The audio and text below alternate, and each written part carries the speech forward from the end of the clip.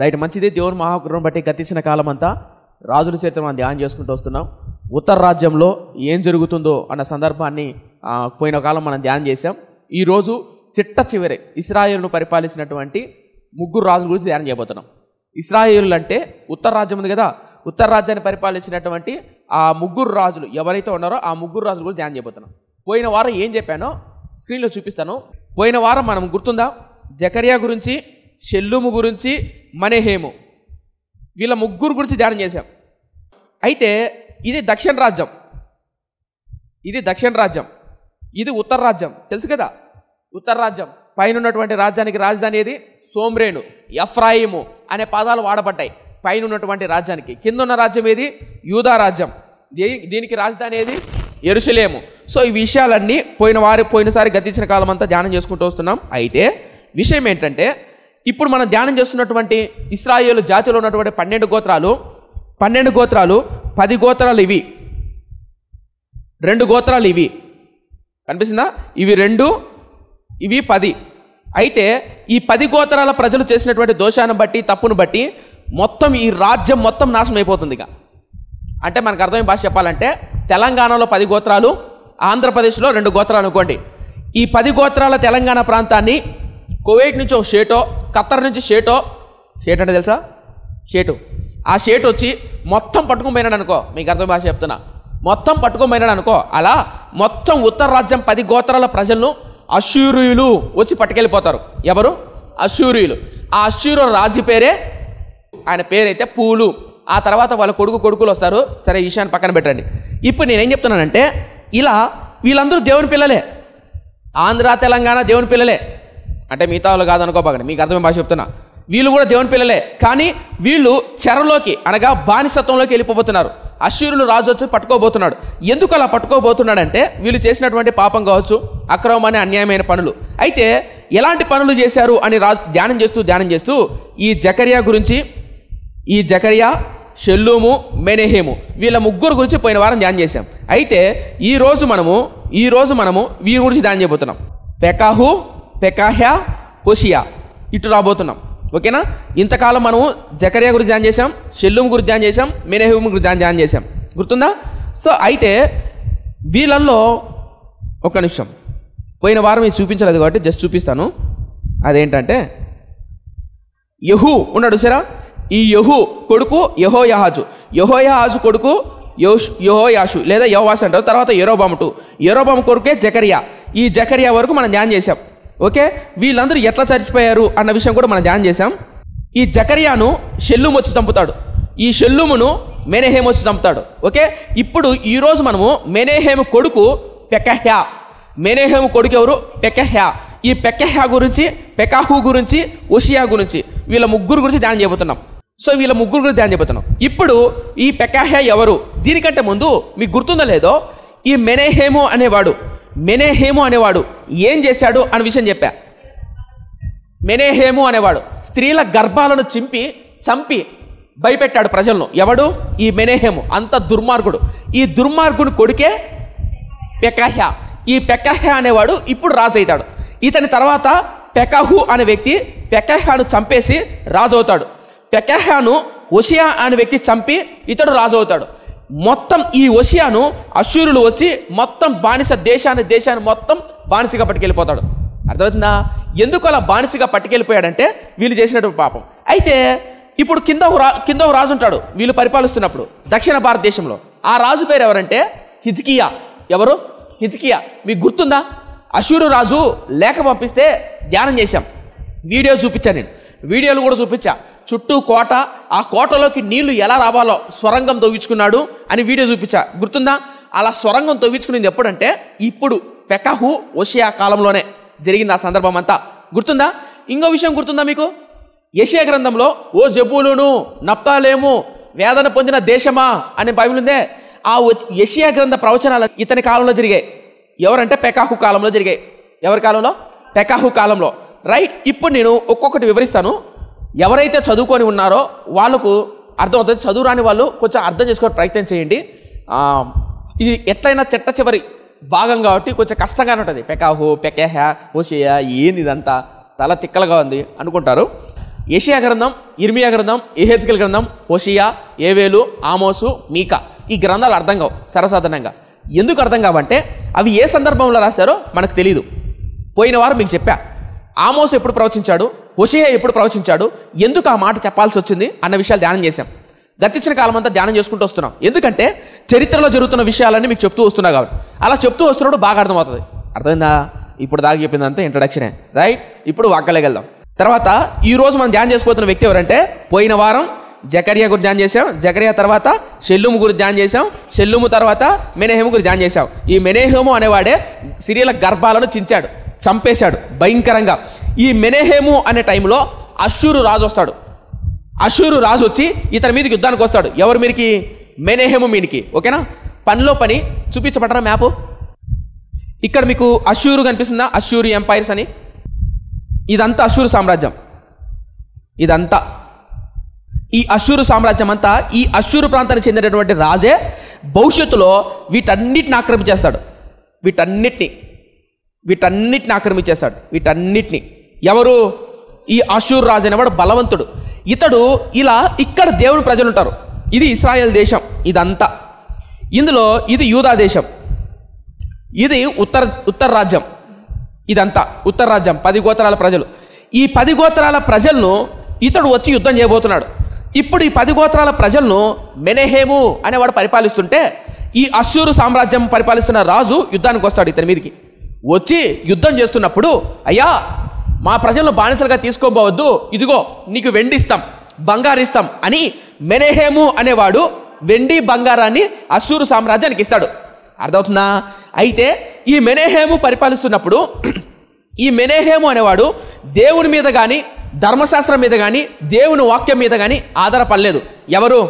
ఈ ఉత్తర రాజ్యాన్ని పరిపాలిస్తున్నటువంటి మెనహేము అనేవాడు. అయితే తర్వాత ఏం జరిగిందంటే, ఈ మెనహేము చనిపోతాడు. మెనహేము కొడుకు పెకహ్యా అనే వ్యక్తి రాజు అవుతాడు. ఈ పెకహ్యా కూడా బంగారాన్ని వెండిని ఈ అష్షూరు సామ్రాజ్యాన్ని పంపిస్తూ ఉంటాడు. అప్పుడు పంపిస్తున్నంత కాలం వాళ్ళు సైలెంట్గా ఉంటారు. కాలం మారిన ఏం చెప్తుందంటే, పెకహ్యాను ఒకడు చంపుతాడు. ఎవరు అంటే పెకాహు అనేవాడు. అర్థం చెప్తా. నా పేరు పెకహ్యా, మీరందరూ నా ప్రజలు అంటే నేను రాజును. ఇదంతా దేశం. ఈ దేశంలో ఉన్న పిల్లలందరూ మీరు, మీకు రాజు నేను. అర్థమవుతుందా? ఇప్పుడు మా తండ్రి గారు మెనహేము. ఆ మెనహేము ఏం చేశాడంటే, మీలో ధనవంతులు డబ్బున్న వాళ్ళు ఎవరైతే ఉంటారో 2-3 అపార్ట్మెంటు, ఒక అపార్ట్మెంటు 5 అంతస్తులు 10 అంతస్తులు బిల్డింగ్ ఉన్న వాళ్ళ దగ్గర ఇంటి పన్ను, కుళాయి పన్ను వస్తుంది చూసారా, కరెంటు బిల్ వస్తుంది చూసారా, వస్తుంది రాదా అనుకుందాం. జనరల్గా కరెంటు బిల్ ఎంత వస్తుంది? 200, 300, 500 అనుకో. మినిమం ఎంత? 500. 5,000 వేసా, కడతారా? ఏం లేక ఏమంటారు, మైక్ మీ ముందర పెట్టి ఈ ముఖ్యమంత్రి గారు ఎలా పరిపాలిస్తున్నారంటే ఆ నుంచి బండిన వరకు చూస్తారు బూతులుగా. అంటే 500 రావాల్సిన కరెంటు బిల్లు 5,000 వేస్తే ఎలా ఉంటుంది? ఆ తర్వాత మళ్ళీ 10,000 వేస్తే ఎలా ఉంటుంది? కుళాయి పన్ను ఎంత వస్తుందన్నా? సంవత్సరానికి కడతారా, 6 నెలలకు కడతారా? 1,200 6 మంత్స్కి ఒకసారి కడతారు. నేను నెల కుళాయి పన్ను వేసా. కడతావా యోహానన్న? మహారాజే బంగారు ముఖ్యమంత్రి రా బాబు, ఎక్కడ కడతారా? నెల ఇంటి పన్ను కట్టాలా, కుళాయి పన్ను కట్టాలా, రోడ్డు ట్యాక్స్ ఉంటుందే, మీరు ఉంటారు కదా, ఖాళీలోంచి బండి తీసి బయటికి పోయేవాళ్ళకంటే పన్ను కడతారా? నేనేం చెప్తున్నానంటే, అలా మెనహేము అనేవాడు ప్రజలందరి దగ్గర పన్నులు ఎక్కువ వసూలు చేస్తున్నాడు. అప్పుడు ప్రజలు ఎలా ఉంటారు చెప్పండి? ఎంత రాజురా, బంగారు రాజు, వీడు మళ్ళీ దొరకడు మనకు, దీర్ఘాయుష్ మాన్ బావా, మా ఆయుష్ కూడా పోసుకొని ఉంటారా బాబు అంటారా? ఏమంటారు? కోపంగా ఉంటారు. ఎప్పుడు చస్తారా వీడు, ఎప్పుడు పోతారా వీడు అని. మెనహేము కాలంలోనే పెకాహు అనేవాడు తిరుగుబాటు ధోరణితో ఉంటాడు. వాడిని ఎప్పుడు చంపుతామా, ఎప్పుడు రాజ్యం పోతుందా అని. అయితే మెనహేము అనేవాడు అనారోగ్యాన్ని బట్టో కాలాన్ని బట్టో మొత్తం చచ్చిపోతాడు. ఆ మెనహేము కొడుకు పెకహ్యా. ఈ పెకహ్యా అనేవాడు కూడా పన్నులు భయంకరంగా విధిస్తుంటే, పన్నులు భారంగా విధిస్తుంటే, అప్పుడు పెకహు అనేవాడు 50 మందిని తోడుకొని 50 మంది ప్రజలను సోమ్రేను రాజధాని పట్టణంలోనే కూడి ఈ పెకహ్యాను చంపేస్తాడు. ఎందుకు చంపుతాడు? పన్నుల భారం ఎక్కువైందని, ట్యాక్స్ ఎక్కువ కలెక్ట్ చేస్తున్నారు. ఇంతకు ట్యాక్స్ ఎక్కువ ఎందుకు కట్టాలా? పన్నుల భారం ఎందుకు కట్టాలంటే అష్షూరులు వస్తున్నారు కదా, రే పన్ను కడతారా, మా దేశంలో బానిసలుగా వస్తారా అని. వాళ్ళు వచ్చి పన్ను అడుగుతున్నారు కాబట్టి, వాళ్ళు వచ్చి బానిసలుగా తీసుకోబోతారు కాబట్టి డబ్బు కట్టి కొన్ని రోజులు బతున్నారు. అలా అష్షూరుకు పన్ను కట్టాల్సి, అష్షూరుకు బంగారు వెండి ఇవ్వాల్సింది కాబట్టి మెనహేము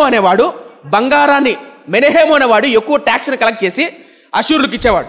మెనహేము కొడుకు పెకహ్యా కూడా అలాగే ట్యాక్స్ని కలెక్ట్ చేసి అశూరులకు ఇచ్చేవాడు. ఇప్పుడు మెనహేము కొడుకు పెకహ్యా వీళ్ళిద్దరూ తండ్రి కొడుకులు. వీళ్ళిద్దరు ఇలా చేస్తుంటే పెకహు అనేవాడు పెకహ్యాను కుట్ర చేసి చంపాడు. అర్థమైందా? మొత్తానికి అర్థమైతే సంతోషం. మీకు పేర్లు గుర్తుకు పెట్టుకోకపోయినా కథలా చదవండి. ఎవరైతే బైబిల్ చదువుతుంటారో మీకు యెషయా గ్రంథం చదువుతున్నప్పుడు, మీకా గ్రంథం చదువుతున్నప్పుడు, హోషేయ గ్రంథం చదువుతున్నప్పుడు ఈ పేర్లు అడ్డుపడతాయి. ఏ పేర్లు? పెకహు, పెకహ్యా, మెనహేము అనే పేర్లు కనపడతాయి. ఓకేనా? రైట్. ఇప్పుడు కథలా చెప్పాను. ఇప్పుడు చాలా జాగ్రత్త. ఇప్పుడు ఏం జరిగిందంటే మెనహేము అనేవాడు చనిపోయాడు.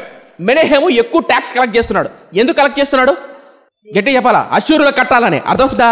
అంటే అశ్షూరులు వచ్చారా లేదా యుద్ధానికి? వచ్చారు. ఇది మొదటిసారి. ఇలా 3 సార్లు వస్తారు. ఎవరు? అశ్షూరులు 3 సార్లు వస్తారు యుద్ధానికి. అనగా తెలంగాణ ప్రాంతం మీదకి కోయేటు, ఖత్తర్, షేట్లు 3 సార్లు వచ్చారు యుద్ధానికి. అలా మొదటిసారి ఎవరి కాలంలో వచ్చారు? మెనహేము అనే కాలంలో వచ్చారు. ఇప్పుడు దాకా నేను ఏం చెప్పానంటే ఇదిగో ఈ మెనహేము గురించి చెప్పా. ఈ మెనహేము చనిపోతాడు. ఇప్పుడు పెకహ్యా ఏం చేయబోతున్నాడు? ఎంతమందిని పరిపాలిస్తున్నాడు? ఎలా పరిపాలిస్తున్నాడు? ఏం చేయబోతున్నాడు? ఎన్నేళ్ళు పరిపాలించాడు అనేది ధ్యానం చేయబోతున్నాం. ఎవరి గురించి? పెకహ్యా గురించి. పెకహ్యా తర్వాత పెకహు తర్వాత హోషేయ. ఇప్పుడు మనం పెకహ్యా గురించి ధ్యానం చేయబోతున్నాం. ఈ పెకహ్యా ఎలా పరిపాలించాడు? 2 రాజుల గ్రంథం 15వ అధ్యాయం 22వ వచనం. మెనహేము తన పితరులతో కూడా నిద్రించిన తర్వాత అతని కుమారుడైన పెకహ్యా అతనికి మారుగా రాజయ్యను. ఒకరి తలపై కదని స్క్రీన్ చూడండి. ఈ మెనహేము చనిపోయాడంట. చనిపోయిన తర్వాత అంటే నిద్రించినంటే డబల్ కాట్ బెడ్ మీద పడుకోన్నాడని కాదు. అర్థమైందా? నిద్రించినంటే చనిపోయాడని. రైట్. తర్వాత మెనహేము చనిపోయిన తర్వాత ఎవరు రాజయ్యారంట? పెకహ్యా. ఈ పెకహ్యా ఎవరంట? ఇతని కొడుకంట. ఇప్పుడు పెకహ్యా ఏమయ్యాడు? రాజయ్యాడు. ఇప్పుడు రాజైన తర్వాత ఎన్నేళ్ళు పరిపాలించాడు? ఎలా పరిపాలించాడు? ఏం జరిగింది? ఇప్పుడు చూద్దాం. 23 యూదా రాజైన అజర్యా ఏలుబడిలో 50వ సంవత్సరం ముందు మెనహేము కుమారుడైన పెకహ్యా సోమ్రెనులో ఇశ్రాయేలు వారిని ఏలన ఆరంభించి 2 సంవత్సరములు ఏలెను. ఎన్ని సంవత్సరాలు? 2 సంవత్సరాలు ఏలాడు. ఏలిన తర్వాత 24 ఇతడును ఇశ్రాయేలు వారు పాపము చేయుటకు కారకుడు నేబాతు కుమారుడైన యెరోబాము చేసిన పాపములను విడువక అనుసరించుచు యెహోవా దృష్టికి చెడుతనము జరిగించెను. ఒక స్థలపై కదని ఇక్కడ కాసేపు నేను మాట్లాడాలనుకుంటున్నా. ఎందుకంటే చిట్ట చివరికి వచ్చేసాం కాబట్టి. పెకహ్యా రాజయ్యాడు అంటే ఒకసారి నా స్క్రీన్ చూపి. మెనహేము చనిపోయాడు. ఇప్పుడు పెకహ్యా వాళ్ళ కొడుకు పెకహ్యా రాజయ్యాడు. ఎన్నేళ్ళు పరిపాలిస్తున్నాడమ్మా? 2 సంవత్సరాలు పరిపాలిస్తున్నాడు. ఈ 2 సంవత్సరాలు ఏం చేశాడంటే నేబాతు కుమారుడైన యెరోబాము చేసిన పాపములను అనుసరిస్తూ అనుందా? నేబాతు కుమారుడైన యెరోబాము చేసిన పాపములనే అనుసరిస్తూ వస్తున్నాడు. ఇంతకు నేబాతు కుమారుడైన యెరోబాము ఎవరు? మళ్ళా స్క్రీన్ చూపి. ఇప్పుడు మీకు కనిపిస్తుందా? ఈ ఎల్లో కలర్, పసుపు కలర్లో ఉన్నదంతా ఇశ్రాయేల్ పరిపాలించిన రాజులు. వీళ్ళంతా ఇశ్రాయేల్ రాజులు. వీళ్ళంతా దక్షిణ దేశం అనగా యూదా రాజ్యానికి రాజులు. ఈ ఇశ్రాయేలు రాజులందరూ ఏం చేశారంటే ఒకరిని ఫాలో అయ్యారు. ఎవరినంటే ఇక్కడున్నాడు యెరోబాము. ఇతన్ని ఫాలో అయ్యారు. ఇప్పుడు స్క్రీన్ జూమ్ చేశారు. ఇతన్ని యెరోబాము. ఈ యెరోబాముని ఎందుకు ఫాలో అయ్యారు? ఈ యెరోబామును ఫాలో అయ్యారు వీళ్ళంతా కిందున్న రాజులందరూ. ఈ యెరోబాము ఏం తప్పు చేశాడంటే అర్థం ఏం చెప్తా. సొలొమోను తర్వాత రాజ్యం 2 ముక్కలైపోయింది. అర్థం ఏం చెప్పాలంటే ఒకప్పుడు ఆంధ్రప్రదేశ్ కలిసి ఉండేది. రాజశేఖర రెడ్డి గారు సీఎంగా ఉన్నప్పుడు గుర్తుందా? అప్పుడు మనకు రాజధాని ఏది? హైదరాబాద్. అవునా? అప్పుడు తెలంగాణ, ఆంధ్ర అని విడిగా లేవు. ఎప్పుడైతే రాజశేఖర రెడ్డి గారు చనిపోయారో 2012, 13 అనుకుంటా, ఎగ్జాక్ట్ నాకు ఇయర్ గుర్తులేదు. ఆ సంవత్సరాల్లో ఆంధ్ర, తెలంగాణ విడిపోయాయి. అందరం తెలుగు మాట్లాడే వాళ్ళమే, అందరం తెలుగు ప్రజలమే, కానీ 2 రాష్ట్రాలుగా విడిపోయాయి. అలాగే దేవుని పిల్లలైన 12 గోత్రాల ప్రజలు ఆంధ్రప్రదేశ్లో కలిసి ఉండేవాళ్ళు. సొలొమోను తర్వాత రాజ్యం 2 ముక్కలైపోయింది. అలా ఉత్తర రాజ్యం, దక్షిణ రాజ్యం అని. ఆ ఉత్తర రాజ్యానికి రాజు ఎవడంటే మొట్టమొదటి రాజు యెరోబాము. అంటే మన భాష చెప్పాలంటే తెలంగాణ ప్రాంతానికి రాజు ఎవరు? యెరోబాము. అర్థం కాలేదా? అర్థమైందా? తెలంగాణ ప్రాంతానికి రాజు ఎవరు? యెరోబాము. ఆంధ్రాకు రాజు ఎవరు? రెహబాము. ఈ రెహబాము సొలొమోను కొడుకు. ఈ యెరోబాము సొలొమోను దగ్గర పనిచేసే వ్యక్తి. అయితే ఇప్పుడు తెలంగాణ ప్రాంతానికి రాజు అయిన తర్వాత ఈ యెరోబాము ఏం చేశాడంటే అప్పుడు ఆంధ్రప్రదేశ్లో అంటే దక్షిణ యెరూషలేములో, దక్షిణ దేశంలో యెరూషలేము అనే పట్టణం ఉండేది. ఆ యెరూషలేములో దేవాలయం ఉండేది, దేవుని మందిరం ఉండేది. అంటే మీకు అర్థం చెప్తా. ఆంధ్ర విడిపోయిందా? తెలంగాణ విడిపోయిందా? విడిపోయింది కదా. తెలంగాణ విడిపోయిన తర్వాత ఆంధ్రప్రదేశ్లో సొలొమోను కట్టించిన మందిరం ఉంది. ఏముందమ్మా? సొలొమోను కట్టించిన మందిరం ఉంది. ఎక్కడ? ఆంధ్రాలో. తెలంగాణలో ఉన్నటువంటి ప్రజలు కూడా దేవుని ప్రజలే. ఈ తెలంగాణలో ఉన్న ప్రజలు ఆంధ్రప్రదేశ్లో సొలొమోను కట్టించిన మందిరానికి వచ్చి ప్రార్థన చేసుకోవాలి. అర్థమైందా? ఇప్పుడు తెలంగాణలో ఉన్నటువంటి వ్యక్తులు ఆంధ్రప్రదేశ్కి వచ్చి సొలొమోను కట్టిన మందిరంలో ప్రార్థన చేస్తే ఎక్కువ మంది ఆంధ్రప్రదేశ్కి వస్తూ పోతుంటే తెలంగాణ ముఖ్యమంత్రి ఉంటారే, తెలంగాణ ముఖ్యమంత్రి బాధపడరా?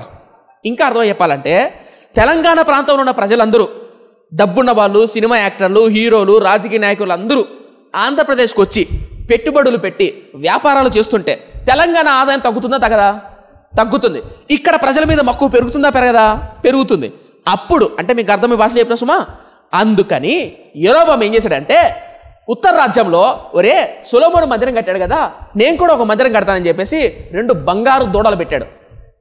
ఏం పెట్టాడు? 2 బంగారు దూడలు పెట్టాడు. ఆ బంగారు దూడలను మొక్కమని, ఆరాధించమని, పూజించమని చెప్పాడు. ఎవరు? యెరొబెయాము. సేమ్ ఎగ్జాక్ట్గా మిగిలిన రాజులందరూ అలాగే చేశాడు. ఒక్క రాజు తప్ప. అర్థం కాలేదా? ఒక్క రాజు తప్ప ఇశ్రాయేలు పరిపాలించినటువంటి 19 మంది, ఇంచుమించు 20 మంది రాజుల్లో మొత్తం యెరొబెయాము వలె బంగారు దూడలను అనుసరించారు. ఒక్క రాజు తప్ప. ఎవడు నా రాజు అంటే చిట్ట చివరి రాజు హోషేయ. చిట్ట చివరి రాజు ఉన్నాడే ఆ హోషేయ మాత్రం యూదుల కొన్ని చరిత్ర గ్రంథాలు ఏం చెప్తాయంటే బైబిల్లో కూడా హోషేయ యెరొబెయాము వలె అనుసరించాలని లేదు. యూదుల కొన్ని చరిత్ర గ్రంథాల్లో హోషేయ మాత్రం దక్షిణ రాజ్యానికి వెళ్ళి సొలొమోను కట్టిన మందిరానికి వెళ్ళి ప్రార్థన చేయండి, దేవుణ్ణి ఆరాధించండి అని తన ప్రజలు పంపించాడంట. ఎవరు? హోషేయ. బైబిల్లో లేదు కానీ కొన్ని చరిత్ర గ్రంథాలు చెప్తాయి. అయితే విషయం ఏంటంటే ఈ యెరొబెయాము ఎంత దుర్మార్గుడు అంటే ఎక్కడ ప్రజలు మందిరానికి వెళ్తారో, ఎక్కడ సొలొమోను కట్టించిన మందిరానికి వెళ్ళి ధర్మశాస్త్రాన్ని, వాక్యాన్ని నేర్చుకుంటాడో అని చెప్పి బాధపడి లేదా భయపడి 2 బంగారు దూడలను పెట్టాడు. ఇక్కడ నేను ఒక మాట చెప్పాను. ఏంటి ఆ మాట అంటే యెరూషలేములో దేవాలయం ఉంది. దేవాలయానికి ప్రజలు వెళ్తుంటే వెళ్ళొద్దు అని అడ్డేశాడు. ఎవరు? యెరొబెయాము. మిగిలిన వాళ్ళందరూ అలాగే ప్రవర్తించారు. నా బాధ, ఆవేదన ఏంటంటే ఈ కడప పట్టణంలో వైఎస్ఆర్ కాలనీలో మనకు ఒక మందిరం ఉంది. ఉందా లేదా? ఉంది. ఈ మందిరానికి భార్య కానీ, పిల్లలు కానీ, భర్త కానీ వస్తున్నప్పుడు ఎవరైనా నీ ఇంటి వారో, పొరుగింటి వారో, వెనకున్న వారో వస్తున్నప్పుడు పలాని కులం అనుకుంటారనో, పలాని మతం అనుకుంటారనో, తక్కువగా చూస్తారనో, చీపుగా చూస్తారనో దేవుని మందిరానికి రాకుండా, దేవుని మందిరానికి వెళ్లకుండా అడ్డగించే వాళ్ళు కొంతమంది. అర్థం కాలే? కొంతమందికి రావాలని ఆశ ఉంటుంది. నాతో ఒక తల్లి ఇలా ఫోన్ చేసి చెప్పింది, అన్నా మందిరానికి రావాలని ఆశ ఉంది, మందిరానికి వెళ్ళి ప్రార్థన చేయాలి, ఆరాధన చేయాలి, లేదా దేవుని సన్నిధిలో కూర్చోవాలి, ఆ ఆరాధన ఎలా ఉంటుందో, మందిరంలో ఏం చెప్తారో, ఎలా ఉంటుందో చూడాలని ఆశ ఉంది. కానీ మందిరంలోకి వస్తే మమ్మల్ని తక్కువ చూస్తారేమో, పక్క వాళ్ళు ఏమని అనుకుంటారేమో అని భయపడి రావట్లేదన్నా అనుకునే వాళ్ళు కొంతమంది. నెంబర్ 2, నా భర్త అరుస్తాడన్నా మందిరానికి వెళ్తే అని అనేవాళ్ళు కొంతమంది. ఎవరు అరుస్తారు? నా భర్త అరుస్తాడన్నా. ఇంకొంతమంది పిల్లలు మందిరానికి రావాలని ఆశపడతారు. అప్పుడు పిల్లలు రావాలని ఆశపడినప్పుడు తల్లిదండ్రులు ఏమంటారు, ఏమైనా మందిరానికి అనేవాళ్ళు కొంతమంది. కోడలు మందిరానికి వచ్చిందనుకో, అత్తేమంటది, వచ్చిందిరా భక్తి పర్రాలు అని ఎట్టకారం చేసేవాళ్ళు కొంతమంది. నేనేం చెప్పే ప్రయత్నం చేస్తున్నానంటే యెరొబెయాము చేసిన భయంకరమైన పాపం ఏంటంటే దేవుని మందిరానికి వెళ్ళే ప్రజలను అడ్డగించడం భయంకరమైన పాపం. అది గుర్తుపెట్టుకోండి. ఒకవేళ నువ్వు భక్తిగా లేకపోయినా, నువ్వు ప్రార్థన చేయకపోయినా, నువ్వు ఆత్మీయంగా ఎదగకపోయినా, నీ తోటి పక్క వ్యక్తి ఆత్మీయంగా ఎదుగుతున్నప్పుడు, ప్రార్థన చేస్తున్నప్పుడు దయచేసి చెప్తున్న సేవకుడిగా అడ్డగించద్దండి. అనుకుందాం, అన్నయ్యలు మీ భార్య ప్రార్థన చేస్తుంది అనుకో, రాత్రిపూట, పగలో రాత్రిలో ప్రార్థన చేస్తుంది, ప్రార్థన చేసుకొనివ్వండి. అలాగే మీ భర్తలు ఎవరైనా ప్రార్థన చేస్తుంటే దయచేసి వారి ప్రార్థన, బైబిల్ చదువుతున్నప్పుడు భంగపరచద్దండి. అది తప్పు, దేవుని దృష్టిలో భయంకరమైన పాపం. మీకు అర్థమవుతుందా? మీకు అర్థమని చెప్తా. మా తమ్ముడు కలెక్టర్ గారితో మాట్లాడుతున్నారు. ఎవరితో మాట్లాడుతున్నాడు? కలెక్టర్తోనో సీఎంతో మాట్లాడుతున్నాడు. ఇప్పుడు నేను వెళ్ళి రే ఇట్రారా అన్న. ఇప్పుడు వాడు అక్కడ సీఎం ఉన్నాడు, కలెక్టర్ ఉన్నాడు. ఉన్నాడా లేదా? ఉన్నాడు. దేశాన్ని, రాష్ట్రాన్ని పరిపాలించే అధికారి ఉన్నాడు. ఆ అధికారి సీరియస్గా మాట్లాడుతున్నాడు అతనితో, నా తమ్ముడితో మాట్లాడుతున్నప్పుడు ఆ మాటలు పట్టించుకోకుండా ఎనుకొచ్చాడు అనుకో, ఇతడు ఆ అధికారిని గౌరవించినట్లా కాదు కదా. మరి భూమి ఆకాశాన్ని సృష్టించిన దేవాది దేవుతో, ఆ దేవాది దేవుణ్ణి కలుసుకోవడానికి మందిరానికి వెళ్తున్నప్పుడు, మోకరించి ప్రార్థన చేస్తున్నప్పుడు మీరు అడ్డుపడితే, మీరు ఆటంకపరిస్తే మరి దేవుడు మిమ్మల్ని ఎలా చూస్తాడు? అంటే నేనేం మాడుతున్నా అంటే దేవుడు శిక్షిస్తాడంటాంలే. దేవుని గురించి, దేవుని గొప్పతనం గురించి తెలిసి కూడా మందిరానికి, ప్రార్థనకు, దేవుని సన్నిధికి ఆటంకపరిచే వ్యక్తులను తప్పకుండా ఆ శిక్షణ దేవుడిస్తాడు. అది మర్చిపోకండి. అండ్ ఇంకొక ప్రాముఖ్యమైన విషయం ఏంటంటే, యెరూషలేములో దేవాలయం ఉన్నట్లు ఇరుగు దేశాల వారు, ఇరుగు పొరుగు దేశాల వారు, షేబా దేశం నుంచి ఒక రాణి కానీ, ఉత్తరాన దక్షిణాన ప్రాంతాన్ని పరిపాలిస్తున్నటువంటి అన్ని దేశపు ప్రజలైనా, అనేక దేశాలని, అనేక మంది ప్రాంతాల ప్రజలు వచ్చి యెరూషలేములో సొలొమోను కట్టిన మందిరానికి వచ్చి దేవుని సన్నిధిని అనుభవించి చూసి వెళ్ళేవారు. ఆ జ్ఞానాన్ని, ఆ వైభవాన్ని చూసి ఆనందించేవారు. నా ప్రశ్న ఏంటంటే, ఇదే కాలనీలో ప్రజలు కానీ, కడప పట్టణంలో ఉన్న వ్యక్తులు కానీ హోరేబు ప్రార్థనా మందిరం, హోరేబు మినిస్ట్రీస్ అనే సంఘాన్ని చూసి దేవుణ్ణి మహిమపరిచే విధంగా మన జీవితాలు, మన నడక, మన పడక ఉన్నదా? ఎందుకు మాట చెప్తానంటే, ఇప్పుడు మీరు బైబిల్ పట్టుకొని పోతారు కదా, ఆటో స్టాండ్ కాడికి నడుచుకుంటూ పోతూ ఉంటారు. మీ బట్టలు, మీ వస్త్రధారణ పోతున్నప్పుడు మనం ఎలా ఇంపాక్ట్ చేస్తున్నాం వాళ్ళని? నేను ఎక్కువ ఇక్కడ బాధపడే విషయం ఏంటంటే, మన మందిరంలో ఉన్న యవనస్తులు కానీ, అక్క వాళ్ళు కానీ, అన్న వాళ్ళు కానీ, మీరు దేవుని మందిరానికి వస్తున్నప్పుడు బయట కానీ లోపల కానీ మీ మాట, మీ ప్రవర్తన చాలా జాగ్రత్తగా ఉన్నారు.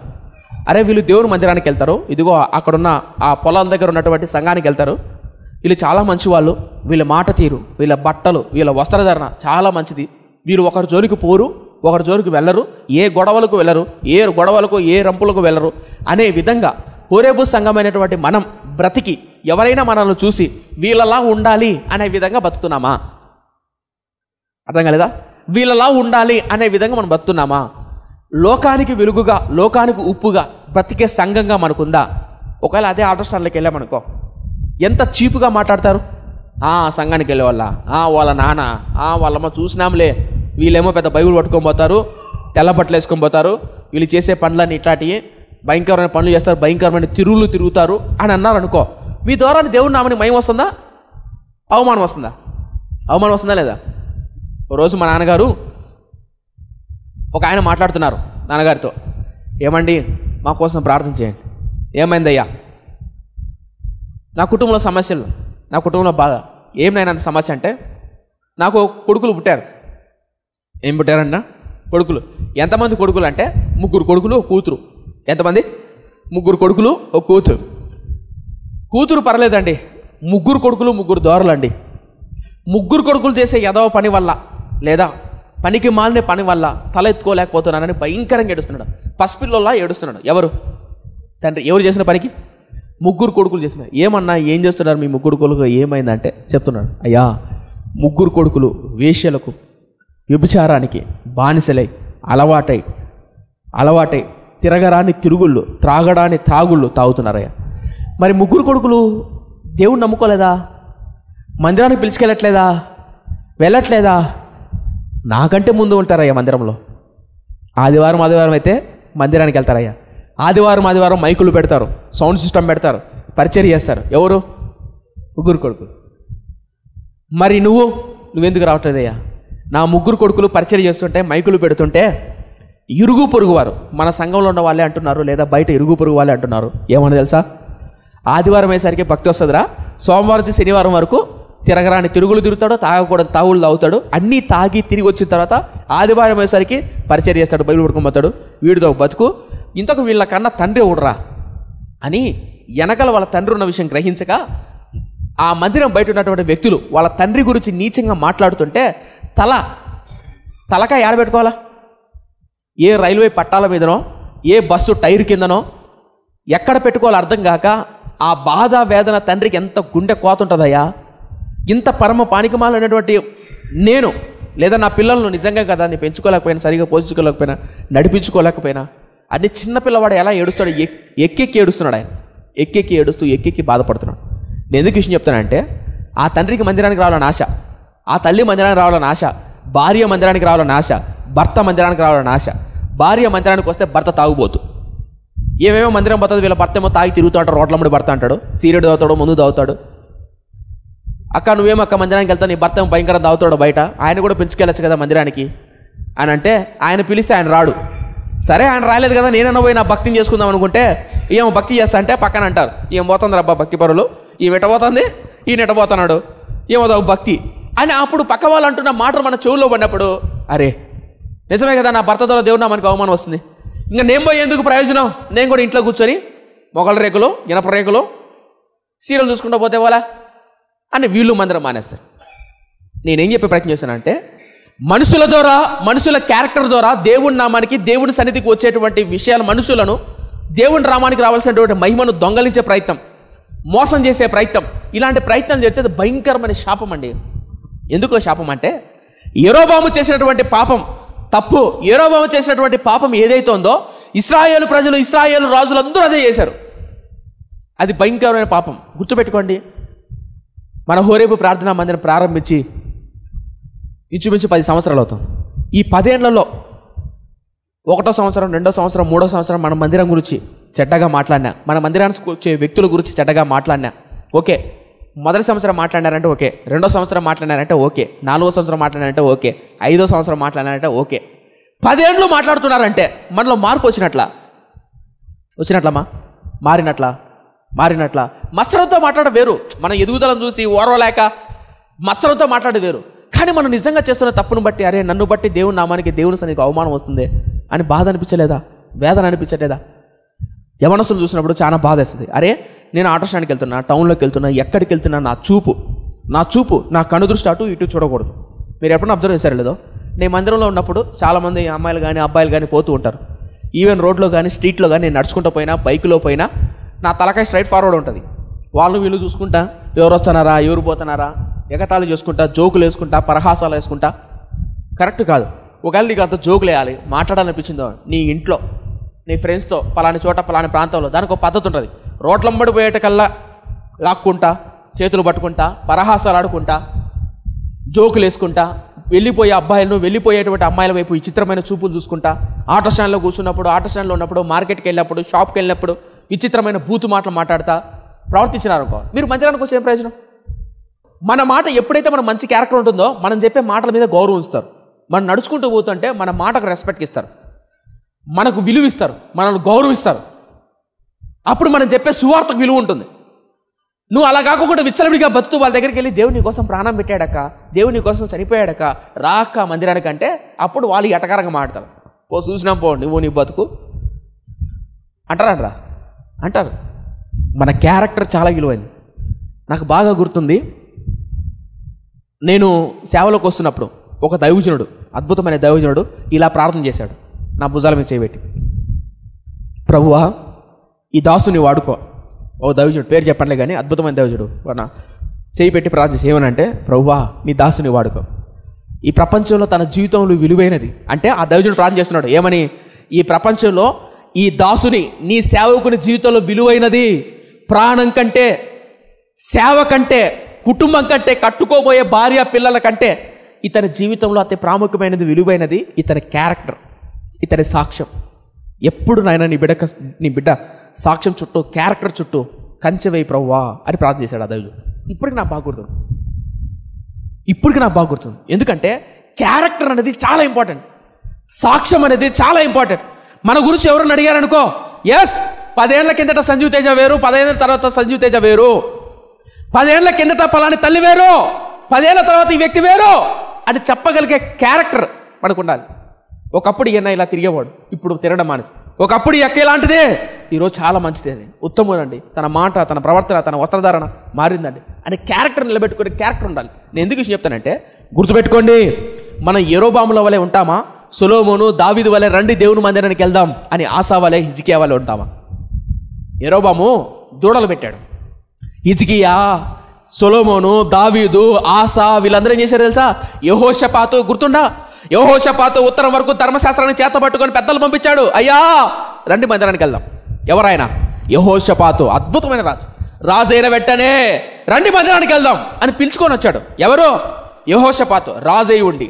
నేను ఎందుకు విషయం చెప్తానంటే, దేవుని పిల్లలమైన మనము 10 మందిని మందిరానికి నడిపించి 10 మందిని దేవుని వైపు తిప్పగలిగే వెలుగు వల్లే, దివిటి వల్ల మనం ఉండట్లేదంటే ఎందుకు మన జీవితానికి ప్రయోజనం? ఈరోజు సోషల్ మీడియా ద్వారా మన సందులో వచ్చిన వాక్యం వింటున్నారు, టీవీ పరిచయం ద్వారా, సోషల్ మీడియా ద్వారా వాక్యాలు వింటున్నారు, బలపరచబడుతున్నారు, సేవకులు కావచ్చు, పరిచారకులు కావచ్చు. మొన్న ఒక సేవకుడు ఫోన్ చేశారు, మొన్న ఒక ఆయన ఏంటంటే, యూట్యూబ్లో తూర్పు దేశపు జ్ఞానం గురించి నేను ఒక సందేశం చెప్పాను. ఆ యూట్యూబ్లో విన్న తర్వాత ఈయన ఇంకో మీటింగ్ వెళ్ళారట.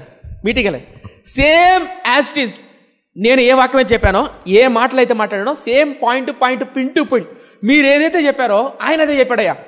ఎవరు? ఇంకో సేవకుడు. ఆయన వయసు ఎంత తెలుసా అయ్య గారు అన్నాడు. ఎంత అన్న? 59 ఏళ్ళు. అర్థం కదా? 27 ఏళ్ళ కుర్రోడు చెప్పే వాక్యాన్ని 59 ఏళ్ళ సేవకుడు same point, same to pin అదే చెప్పాడయ్యా. నేను ఎందుకు చెప్తాను అంటే, ఇలా ఎంతోమంది సేవకులు కూడా, విశ్వాసులు కూడా మన మందిరంలో ఎత్తబడుతున్న మాటలు విని, వాక్యాన్ని విని బలపరచబడుతున్నారు. మన మందిరం, మన సంఘం, మన పరిచర్య, దేవుడు మన జీవితం వెలుగులా ఉండాలి. మీరు ఎప్పుడైనా టార్చ్ లైట్ చూసారా? టార్చ్ లైట్ నైట్ పూట, రాత్రుల్లో మనం నడుచుకుంటూ పోయేటప్పుడు టార్చ్ లైట్ ముందరేస్తాం. ఆ టార్చ్ లైట్ వెలుగులో ముళ్ళు, కంప, పెంట ఉండిందనుకో, వెళ్తారా? వెళ్ళరు. ఎక్కడైతే సరైన మార్గం ఉంటుందో అక్కడ వేసుకొని వెళ్తారు. అంటే ఈ టార్చ్ లైట్ లేకపోతే ముళ్ళ కంపల్లోనూ, ముళ్ళ తుప్పల్లోనూ, పెంట మీద పడే అవకాశం ఉంటుంది. అవునా? ఈరోజు సంఘం ఎలా ఉండదు తెలుసా?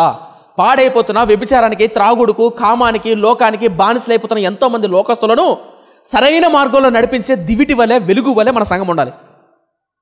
ఎలా ఉండాలి? మన సంఘం ఉండాలి. మీరు చాలామంది చూసుంటారు, పేరు చెప్పండి, మీకు చాలామంది తెలుసు. ఆయన సచివాలయంలో పనిచేస్తాడు ఒక ఆయన. ఒకసారి మందిరానికి వచ్చాడు, సేమ్ ఇక్కడ నిలబడ్డాడు, నాన్న అక్కడ నిలబడి ఇక్కడ నిలబడ్డాడు. ఏడ్చి ప్రార్థన చేసిపోయాడు ఆయన. వచ్చాడు ఆయన. వచ్చేమంటే తెలుసా, నాతో ఫోన్లో మాట్లాడుతూ, అయ్యా నువ్వు వాక్యం చెప్తున్నప్పుడు నీ వాక్యంలో, నీ మాటల్లో భారం, ఆవేదన, ఆ వాక్యం అర్థమవుతుందయ్యా. కాలనీ అనేది ఆయన చెప్తున్న మాట వ్యభిచారులకు, త్రాగుబోతులకు నిలయమయ్యా. నాతో చెప్తున్నాడు ఫోన్ చేసి, అయ్యా కాలనీలో మీ మందిరం, మీ సంఘం వ్యభిచారులను, తాగుబోతులను మార్చే మందిరంగా ఉండాలయ్యా. యవ్వన కాలంలో దేవుడిని అలా వాడుకోవాలయ్యా అని ఏడ్చి ప్రార్థన చేశాడు ఆయన. ఇక్కడ కూడా ఇదే మంది ఆ టీవీ పెట్టాక దాని పక్కన నిలబడుకొని మందిరం అంతా చూసి, గ్రౌండ్లోకి వచ్చాడు, చూశాడు. సచివాలయంలో ఆఫీసర్ పనిచేశాడు. మన కాలనీకి పెద్ద ఆయన. నిజం చెప్పాలంటే వార్డ్ మెంబర్ అంటే వాళ్ళందరికీ పెద్ద అంట ఆయన. ఆయన చెప్పాడు ఫోన్ చేసి, అయ్యా మీ మందిరం మాదిరికరంగా ఉండాలయ్యా అని అన్నాడు. ఏడ్చాడు. నా ప్రశ్న, ఏ రోజన్నా అలా ఏడ్చారా? ఏ రోజన్నా మా మందిరం అలా ఉండాలయ్యా, మా సంఘంలో ఉన్న పిల్లలు, యవనస్తులు, సంఘం, మా మందిరంలో, ఈ కాలనీలో అనేక మంది యవనస్తులు మార్చగలిగే కృప సంఘానికి ప్రభువా. ఎప్పుడన్నా బాధపడ్డారా? వాళ్ళ సంగతి దేవుడు ఎరగన్నా, ముందు మనం చక్కగా ఉంటే కదా. ఈడ ఫోన్ ఎత్తితే నడుచుకుంటాం ఆడిదాకా ఫోన్ ఇంకా తీరది. వాళ్ళు నిజంగా మాట్లాడుతున్నారో ఏందో ఏం అర్థం కాదు. నేను బెంగళూరులో జాబ్ చేసేటప్పుడు పీజీ హాస్టల్లో ఉండేవాడిని. ఇంత తెచ్చుకుంటే ఒక అమ్మాయి ఒక 13-14 ఏళ్ళు ఉంటాయి అంతే, పెద్ద వయసు కూడా కదా అమ్మాయికి, ఇంత ఉంటుంది షార్ట్ వేసుకొని రాత్రి 11:30, 12:30, 1 గంట వరకు మాట్లాడుతూనే ఉంది. వాకింగ్ చేస్తుంది, మాట్లాడుతుంది. 13-14 ఏళ్ళు ఉంటాయండి అంతే. ఇప్పుడు ఎవరైనా సరే ఆ టైంలో అమ్మాయిని చూసి ఏమనిపిస్తుంది చెప్పండి? ఏంటి మహాలక్ష్మి రా అబ్బా, ఏమైతే చేసుకోవద్దు అంటారా?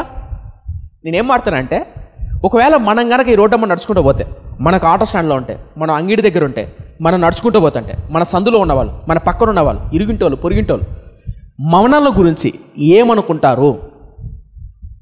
మీ మనస్సాక్షిని అడుగుతాను, ప్రశ్నించుకోండి. ఏమంటారు? దేవుని మందిరానికి నడిపించే యెహోషాపాతులా, హిజ్కియాలా ఉన్నారా, యెరోబాములా ఉన్నారా? యెరోబాము మందిరానికి వెళ్ళనీకోకుండా ఆటంకపరిచాడు. ఈరోజు దేవుని పిల్లలు మన పేరు పెట్టుకున్న మనమే ఎంతోమంది మందిరానికి రావాలంటే రాకుండా అసహ్యపడుతున్నారు. ఎందుకు అసహ్యపడతారో తెలుసా? ఎందుకు అసహ్యించుకుంటారో తెలుసా? ఎందుకు కొన్నిసార్లు దేవుని మందిరానికి పిల్లలు రాకుండా అసహ్యించుకుంటారో తెలుసా? కొంత కుటుంబం వారే కట్టుకున్న భార్యే, తండ్రే, తల్లే అంటారు. ఏముంది నన్ను మందిరానికి వచ్చి ఏం ప్రయోజనం? నా పిల్లలు మారారా, నా భర్త మారారా, నా భార్య మారిందా అని కొన్ని సందర్భాల్లో మందిరానికి రాకుండా ఆటంకపరిచే విధంగా బయట వాళ్ళు కాదు, మనోళ్ళే ఉంటున్నారు. ఎంత బాధాకర విషయం అండి. మీకు ఎప్పుడైనా అనిపించిందా మన మందిరంలో పలానా వ్యక్తి తప్పు చేస్తే మనమంతా తప్పు చేసినట్లు బాధపడే, కన్నీరు గార్చే ఆత్మీయులు ఉన్నారా? ఎందుకు ఇంత బాధ చెప్తున్నానంటే, మై ఫ్రెండ్స్, ఇశ్రాయేలును పరిపాలించిన రాజులు అందరూ యెరోబామును ఫాలో అయ్యారు. చదువుదాం మళ్ళా. అలా యెరోబామును ఫాలో అయ్యింటే ఏం జరిగింది తర్వాత? 15వ అధ్యాయం, 2 రాజుల గ్రంథం 15వ అధ్యాయం 24వ వచనం. ఇతడును ఇశ్రాయేలు వారు పాపము చేయుటకు కారకుడగు నెబాతు కుమారుడైన యెరోబాము చేసిన పాపములను విడువక అనుసరించుచు యెహోవా దృష్టికి మంచితనము ఉందాడా? ఏముంది మాది? చెడుతనము జరిగించాను. ఇప్పుడు చెప్పండి, మందిరానికి రానియకుండా, మందిరంలో మంచి సాక్ష్యం లేకుండా బ్రతికే వాళ్ళు యెహోవా దృష్టికి మంచివారా చెడ్డవారా? ఎలాంటి వారమ్మా? చెడ్డవారు. గుర్తుపెట్టుకోండి. నన్ను బట్టి ఏ తమ్ముడు బాధపడినా, నన్ను బట్టి ఏ అక్క శోధింపబడినా, ఏ చెల్లి శోధింపబడినా పాపం. దేవుని దృష్టిలో భయంకరమైన కోపం అది. గుర్తుపెట్టుకోండి. ఏ తమ్ముడైనా, ఏ అక్క అయినా, ఏ వ్యక్తి అయినా సరే నిన్ను బట్టి ప్రార్థన చేయకోకుండా మానేసిందంటే, నిన్ను బట్టి మందిరం రాకుండా ఆగిపోయిందంటే, నిన్ను బట్టి దేవుని సంఘానికి చెడ్డ పేరు వస్తుందంటే మంచిదమ్మా అది? అయితే పాపం అండి. తర్వాత 25వ వచనం. ఇతని కింద అధిపతియు రెమల్యా కుమారుడైన పెకాహు కుట్ర చేసి తన యొద్దనున్న గిలాదీయులైన 50 మందితో, ఎంతమంది అంట?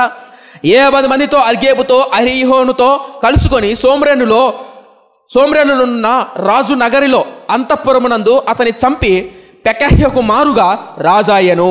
పెకహ్య చేసిన ఇతర కార్యములను గురించి, అతను చేసిన దాన్ని అంతటిని గురించి ఇశ్రాయేలు రాజుల వృత్తాంతముల గ్రంథమందు రాయబడి ఉన్నది. రైట్, తలపెక్కెత్తండి. ఈ పెకహ్య అంటే మెనహేము కొడుకు పెకహ్య నెబాతు కుమారుడైన యెరోబాము వలె అనుసరించి యెహోవా దృష్టికి చెడుతనం చేసి ఏం చేయబడ్డాడు? పెకహు అనేవాడు వచ్చి కుట్ర చేసి 50 మందిని పోగు చేసి చంపేశాడు. Come to the point. ఇంకొక మాట చెప్పా, కరెంటు బిల్లు మీకు 500 వస్తుంది జనరల్గా. నేనెంత వేసా? 5,000 వేసా. మళ్ళీ ఏం చేశా? 10,000 చేశా. మళ్ళీ ఏం చేశా? 15,000. ఇంటి పన్ను, నీటి పన్ను, రోడ్ ట్యాక్స్ ఇలా పెంచుకుంటూ పోయా. అలా పెంచుకుంటూ పోతే నా మీద మీకేమొస్తుంది? కోపం వస్తుంది. ఎక్కడ దొరుకుతాడా అని అంటారు, తిరగబడతారు. ఇప్పుడైతే ప్లకార్డ్స్ పెట్టుకొని down down CM, up PM, అదే మొత్తానికి ఏదో ఒకటి అంటారు. అవునా? అంటే అదే ఆ కాలంలో పెకాహు అనేవాడు 50 మందిని పోగేసుకొని డైరెక్ట్ అంతఃపురంలోనికి రాజు నగరంలోకి వెళ్ళి కుట్ర చేసి రాజును చంపేశాడు. ఎవడు? పెకాహు. ఇప్పుడు కమ్ టు ద పాయింట్. ఇప్పుడు పెకాహు అనేవాడు రాజు అయ్యాడు. ఏం జరిగిందో చూద్దాం. ముగిచేస్తున్న త్వరగా. పెకాహు రాజు అయ్యాడు. 27వ వచనం. యూదా రాజైన అజర్యా ఏలుబడిలో 2వ సంవత్సరం అందు రెమల్యా కుమారుడైన పెకాహు సోమ్రేనులో ఇశ్రాయేలు వారిని ఏలన ఆరంభించి 20 సంవత్సరములు ఏలెను. ఎన్నేళ్ళు ఏలాడు? ఇప్పుడు ఇతను చనిపోయాడు. మెనహేము చనిపోయాడు. పెకహ్య చనిపోయాడు. పెకహ్య ఎవరిని అనుసరించాడు? యెరోబామును అనుసరించాడు. ఇతడు కూడా యెరోబామును అనుసరించాడు. మొత్తం రాజులందరూ యెరోబామును అనుసరించాడు. ఒక్క ఇతడు తప్ప ఇతడు మాత్రం తన ప్రజలను సొలొమోను కట్టిన మందిరం వైపు వెళ్ళమని చెప్పాడు. ఇతడొక్కడు యెరోబాము వల్ల చేయలేదు అని చరిత్రకారులు అంటారు. రైట్, ఇప్పుడు విషయానికి వెళ్దాం. ఇప్పుడు వరకు మనం ధ్యానం చేసుకున్న విషయాల్లో పెకహ్య గురించి అయిపోయింది. ఈ పెకాహు అనేవాడు రాజు నగరంలోకి వెళ్ళి 50 మంది కలుసుకొని డైరెక్ట్ కోట్లకి వెళ్ళి చంపేశాడు ఈ పెకాహు అనేవాడు. ఇప్పుడు పెకాహు అనే వ్యక్తి 20 ఏళ్ళు పరిపాలిస్తున్నాడు. దేన్ని? రాజ్యాన్ని. ఈ పెకాహు అనేవాడు ఎన్నేళ్ళు? 20 సంవత్సరాలు. ఈ 20 సంవత్సరాలు ఎలా పరిపాలించాడు, ఏం చేశాడు అంటే ధ్యానం చేస్తున్నాం. ఓకేనా? చూద్దాం. 28వ వచనం. ఇతడును ఇశ్రాయేలు వారు పాపము చేయుటకు కారకుడగు నెబాతు కుమారుడైన యెరోబాము చేసిన పాపములను విడువక అనుసరించుచు యెహోవా దృష్టికి చెడుతనం జరిగింది. ఇతడు కూడా ఎవరిని ఫాలో అయ్యాడట? యెరోబామును. అందరూ మొత్తం యెరోబామును ఫాలో అవుతారు. యెరోబామును ఫాలో అవడం అంటే అర్థం ఏమని? మందిరానికి రాకుండా మందిరాని సన్నిధానికి వెళ్ళే దేవుని ప్రజలను అడ్డగించాడు. ఎవరు? యెరోబాము. బంగారు తోడలు పెట్టాడు. అలా అన్నమాట. రైట్, తర్వాత చూద్దాం. 29.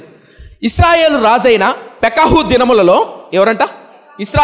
ఇశ్రాయేలు రాజైన పెకాహు దినములలో అష్షూరు రాజైన తిగ్లప్తిలేసు. ఇశ్రాయేలు రాజైన పెకాహు దినములలో అష్షూరు రాజైన తిగ్లప్తిలేసు వచ్చి ఇయోను పట్టణమును, అబెల్బెతాకా పట్టణములను, యానోయాహు పట్టణమును, కేదేషు పట్టణమును, ఆసోరు పట్టణమును, గీలాదు పట్టణమును, గలిలయ దేశమును, నప్తాలి దేశమంతటిని పట్టుకొని అచటనున్న వారిని అష్షూరు దేశమునకు చెరగా తీసుకొని పోయెను. ఈ పెకాహు రాజయ్యాడు. ఎన్నేళ్ళు పరిపాలిస్తున్నాడు? 10 సంవత్సరాలు. ఇలా పరిపాలిస్తుంటే ఏం జరిగిందంటే చాలా సంఘటనలు జరిగాయి ఇతని కాలంలో చాలా సంఘటనలు జరిగాయి. ఇతడు బలవంతుడు, తెలివైనవాడు. ఎవరు? ఈ పెకాహు. ఈ పెకాహు అనేవాడు ఏం చేశాడంటే దక్షిణ రాజ్యాన్ని పరిపాలిస్తున్నటువంటి అప్పుడు ఆహాజు అనే వ్యక్తి రాజు ఉంటాడు. మీకు అర్థమయ్యే భాష చెప్పాలంటే ఒక్క నిమిషం, కొంచెం కన్ఫ్యూజ్గా ఉంటుంది. ఎవరైతే చదువుకున్నారో వాళ్ళకి బాగా అర్థమవుతుంది. నన్ను అర్థం చేసుకుని ప్రయత్నం చేయండి. ఇప్పుడు ఈ పెకాహు అనేవాడు రాజయ్యాడు. ఎన్నేళ్ళు పరిపాలిస్తున్నాడు? 10 ఏళ్ళు పరిపాలిస్తున్నాడు. ఈ పెకాహు అనేవాడు పెకహ్యను చంపేశాడు. ఈ రాజైన తర్వాత ఈ 10 ఏళ్లలో ఇక్కడ దక్షిణ భారతదేశంలో అంటే దక్షిణ దేశంలో ఆహాజు అనేవాడు రాజు ఉన్నాడు. ఎవరు? ఆహాజు. ఇక్కడ ఆహాజు రాజుగా ఉన్నప్పుడు ఇక్కడ పెకాహు రాజుగా ఉన్నాడు. ఒక్క భాషలో అర్థం, ఒక్క మాటలో అర్థం చెప్పాలంటే తెలంగాణలో పెకాహు పరిపాలిస్తున్నాడు. ఎక్కడ? తెలంగాణలో. ఇక్కడ తెలంగాణలో పెకాహు ఉన్నాడు, ఇక్కడ ఆంధ్రాలో ఆహాజు పరిపాలిస్తున్నాడు. ఈ పెకాహు అనేవాడు చాలా తెలివైనవాడు. ఈ పెకాహు అనేవాడు ధైర్యం చేసి ఇతని మీదకి యుద్ధానికి వచ్చాడు. ఆహాజు మీదకి యుద్ధానికి వచ్చి ఇంచుమించు 1,00,000 మంది ప్రజలు బానిసలుగా పట్టుకెళ్ళిపోయాడు. ఎవడు?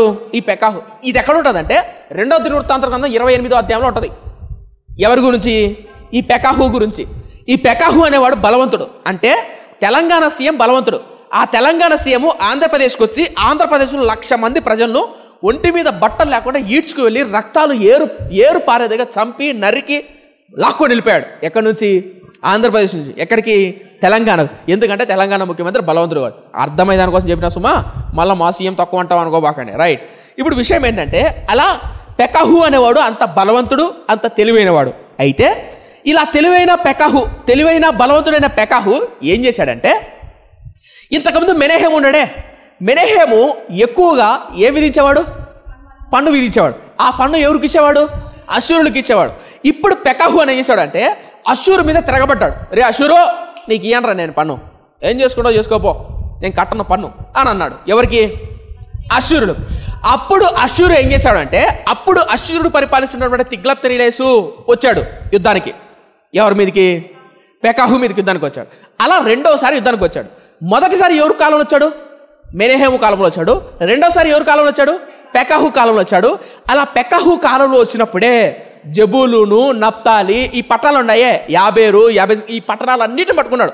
ఎవరు? తిగ్లత్-పిలేసెరు పట్టుకున్నాడు, లాక్కున్నాడు, చంపేశాడు. ఎవరిని? అలా ఇశ్రాయేలు ప్రజలందరినీ తీసుకొని పోయి ఇశ్రాయేలు ప్రజలందరినీ బానిసలుగా చెరగా పట్టుకెళ్ళిపోయాడు. ఎవరు పట్టుకెళ్ళిపోయారంటే తిగ్లత్-పిలేసెరు III పట్టుకెళ్ళిపోయాడా. అలా పట్టుకెళ్ళిపోతుంటే ఇప్పుడు చాలా చేస్తాను.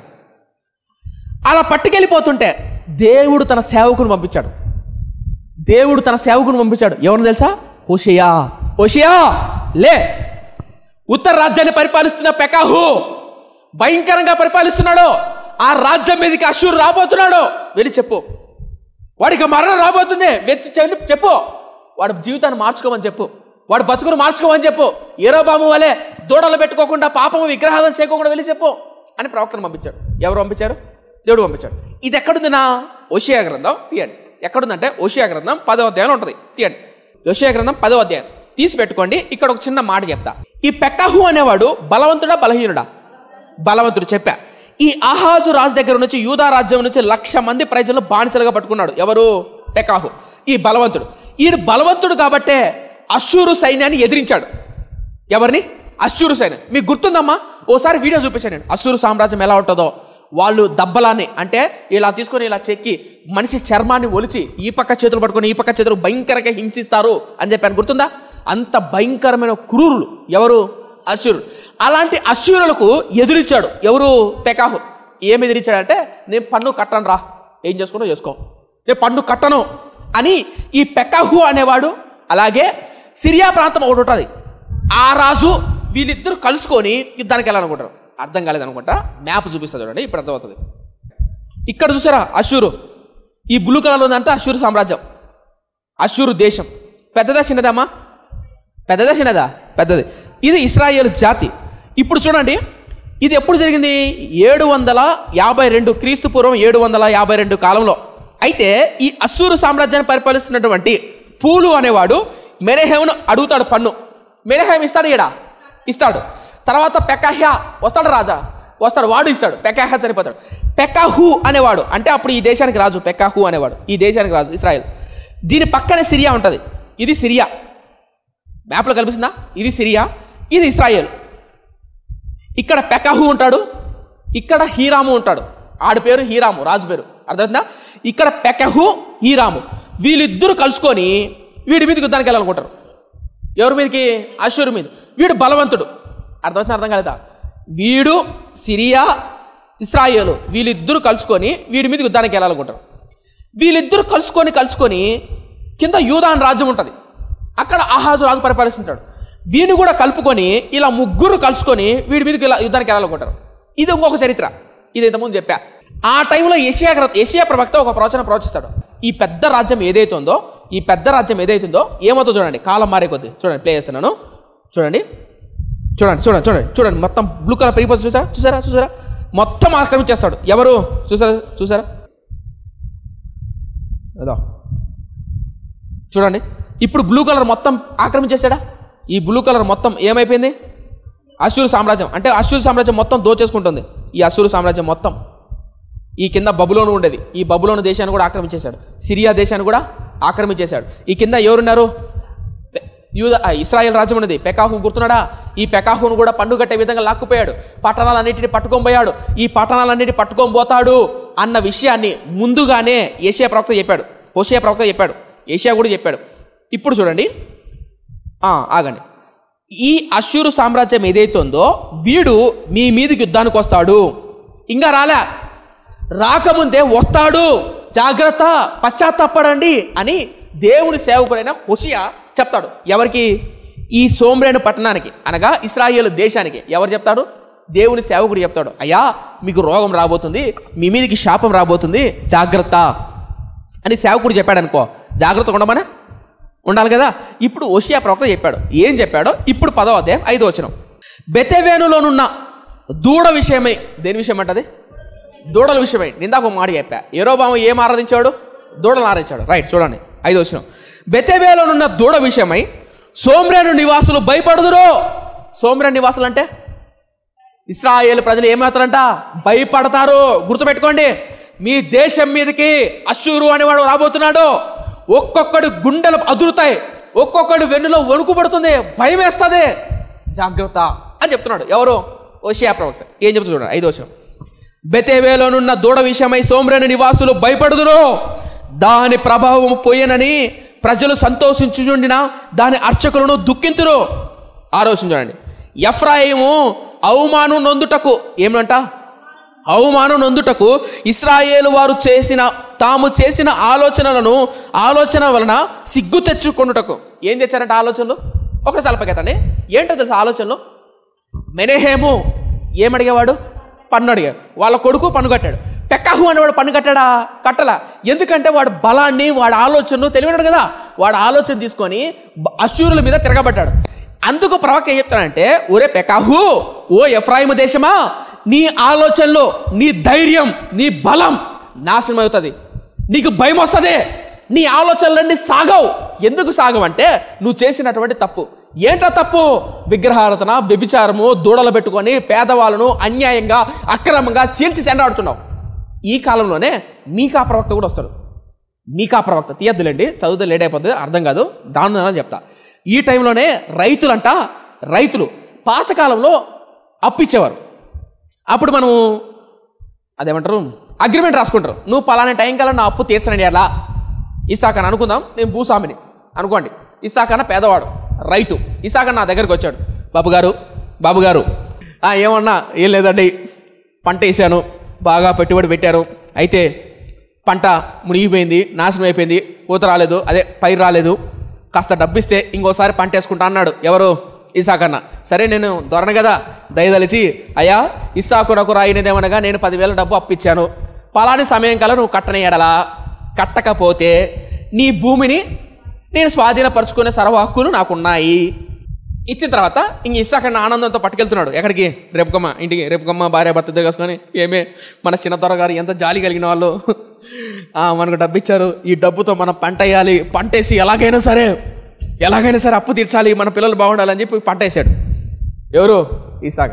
ఇప్పుడు పంట వేసాడు అనుకో, పంట వచ్చిందనుకో, నా అప్పు తీర్చాడు. కాబట్టి పంట పైకి రాకోకుండా ఒకవైపు అన్యాయంగానే ఇస్సాకన్న పంటను నాశనం చేసేది నేనే. ఇప్పుడు పంట రాలేదనుకో, ఇస్సాకన్న మళ్ళీ నాకు ఏం కట్టాలా? అప్పు కట్టాలా? కడతాడా? కట్టలేడు. కట్టకపోతే భూమి ఏమవుతుంది? నాదైపోతుంది. అర్థమైందా? అప్పుడు భూమి నాదైపోతుంది కాబట్టి నేను సంతోషంగా ఉండదు. కాబట్టి ఇస్సాకన్న పంట వేస్తే ఆ పంట పండకుండా నాశనం చేసి రైతులను, పేదవాళ్ళను, వాళ్ళ భార్యలను, వాళ్ళ బిడ్డలను బానిసలుగా చేసుకొని వారు భూమిని స్వాధీనపరుచుకునేవారు. ఎవరంటే ఇశ్రాయేలు ప్రజలు భూమిని స్వాధీనపరచుకోకూడదు. అకార్డింగ్ టు లా, ధర్మశాస్త్ర ప్రకారం. అంటే ఆదికాండం, నిర్గమకాండం, లేవియాకాండం, సంఖ్యాకాండం, ద్వితీయోపదేశకాండం ఉన్నాయే, అది ఎక్కడిచ్చాడు దేవుడు? మోషేకు సీనాయి పర్వతం మీద ఇచ్చాడు కదా, ఆ సీనాయి పర్వతం ఇచ్చిన ధర్మశాస్త్ర ప్రకారం, వాక్యం ప్రకారం బతకాలి. ఆ వాక్యానికి అర్థం ఏంటంటే, ఆ వాక్యంలో ఏముందంటే, నీ పితరులు ఇచ్చినటువంటి భూమిని, ఆ పొలిమేరలను ఎవ్వడే కానీ జరపకూడదు. అంటే ఇసాక్ అన్న భూమి ఇటు దాకుండా అనుకో, ఒక్క అడుగు దాని రాయిని పక్కకు కూడా జరపకూడదు. నేను వాక్యానుసారంగా ధర్మశాస్త్ర ప్రకారం అలా బతకాలి ఇశ్రాయేలు ప్రజలు. వాడు ఎంత పేదవాడైనా సరే వాడు భూమిని మాత్రం దోచుకోకూడదు, ఎందుకంటే నేను ఇస్తున్న వాగ్దాన భూమి, అది ధర్మశాస్త్రం. కానీ ప్రజలు ఎలా బతుకుతున్నారు? పేదవారిని మోసం చేయడం, అన్యాయం చేయడం, అక్రమం చేయడం, ఇలా బతుకుతున్నారు. ఇలా బతుకుతుంటే మీకా ప్రవక్త ఈ టైంలోనే వస్తాడు. పెకాహు, ఓషియా చిట్ట చివరి దినాల్లో ప్రవచించిన ప్రవక్త మీకా అద్భుతంగా ప్రవచిస్తాడు. సరే, కమ్ టు ద పాయింట్. ఇలా ప్రవచిస్తుంటే పెకాహు అనేవాడు తన ఆలోచన చొప్పున దేశాన్ని పరిపాలించాలనుకుంటాడు. కుదరట్లా. ఏం జరిగింది తర్వాత చూద్దాం. ఓషియా గ్రంథం 10వ అధ్యాయం 6వ వచనం. ఎఫ్రాయిము అవమానం నొందుటకు ఇశ్రాయేలు వారు తాము చేసిన ఆలోచనల వలన సిగ్గు తెచ్చుకొనుటకు అది అష్షూరు దేశమునకు కొనిపోబడి రాజైన యెరోబామునకు కానుకగా ఇయ్యబడును. 7వ వచనం చూడండి. సోమ్రేను నాశనమగును. ఏమన్నమాట? నాశనం అయిందా? నాశనం అవుతుందా? అవును అంటే అవుతుంది, జాగ్రత్త. అర్థం చెప్తా. ఇమ్మానుయేల్ నాశనం అవుతావు, జాగ్రత్త అన్నాను అనుకోవాలి. అయినాడనే అవుతాడని. అప్పుడు ఇమ్మానుయేల్ ఏం చేయాలా? అన్నా ఎందుకు నాశనం అవుతాడన్నా? ఈ మధ్య వీడియోలు వస్తున్నాయి కదా, మళ్ళీ ఏదో కొత్త రోగం వచ్చిందంట. ఏం రోగం అది? హెచ్ఎంపీ అని ఏదేదో కొత్త రోగాలు వస్తున్నాయి. గుండెకాయలు 150 జరుగుతాయి. మళ్ళీ కరోనా వచ్చిందనుకో, మళ్ళీ లాక్డౌన్ పెట్టానుకో, ఇంకా ఏడు పప్పు ఇచ్చాడా, ఏడు నూనె ప్యాకెట్లు ఇచ్చాడా, ఏడు సరుకులు ఇచ్చాడా ఎదురు చూసుకోవాలా, నానా ఇబ్బందులు పడాల్సి వస్తుంది. మళ్ళా కరోనా, మళ్ళీ లాక్డౌన్ ఏంటనే గుండెలు భయం వేస్తాయి మనకు. ఎస్ఐవా? ఎందుకంటే నెల అయ్యేసరికి ఇంటి బాడిగా, కరెంటు బిల్లు, డాగ్రా బిల్లు, అప్పులు, వడ్డీలు బోర్లు ఉన్నాయి. ఇంకా లాక్డౌన్ పెట్టానుకో ఒక్కటే దిక్కు, భయంగా ఉంటుందా? అప్పుడు భయపడి ముందుగా జాగ్రత్త పడతాం. నా ప్రశ్న ఏంటంటే, ఇమ్మానుయేలు నాశనం అవుతావు, సోమ్రేను నాశనం అవుతావు, జాగ్రత్త అంటే అర్థమేమని? అవునా? ఎందుకన్నా? ఎందుకు నాశనం అవుతావు? ఏం చేశా నేను? తప్పేం చేశా? ఏమైంది? ఎందుకు వస్తుంది మళ్ళీ లాక్డౌను? ఎందుకు కరోనా వస్తుంది అంటే తెలుసుకో, జాగ్రత్త పడతామా పడవా? ఇప్పుడు హోషియా ప్రవక్త సేవకుడు చెప్తుంటే ఇశ్రాయేలు దేశం జాగ్రత్త పడాలా వద్దా? పడాలా. ఏం జరిగింది చూడడానికి కింద చూడండి. హోషియా గ్రంథం 10వ అధ్యాయం 7వ వచనం. సోమ్రేను నాశనమగును, దాని రాజు నీళ్ళల్లో కొట్టుకొని పోగు నొరగతో సమానమగును. ఈ వచనంలో చాలా అర్థం ఉంది. ఏమో చెప్తారా? 7వ వచనం. సోమ్రేను నాశనమగును, దాని రాజు నీళ్ళల్లో కొట్టుకొని పోగు నొరగతో సమానము అగును. అంటే అర్థం ఏంటి? నొరగ అంటే నొరగ ఏడుంటుంది? పైన ఉంటుంది. దాని రాజు నొరగ వలే ఉండును అంటే అర్థమైంది తెలుసా? చచ్చిపోయిన శవం ఎక్కడ ఉంటుంది? మనిషి చనిపోయాడు, పైకి తేలుతుంది. అర్థమైందా? అలా అవుతాడు వాడు, తేలుతాడు పైకి. అంటే దాని అర్థమైంది తెలుసా? దాని భావం, అంతర్భావం ఎలా ఉంటుంది? అప్పట్లో ప్రవక్తలు ఇలాగే ప్రవచించేవాళ్ళు. ఏమన్నా తెలుసా?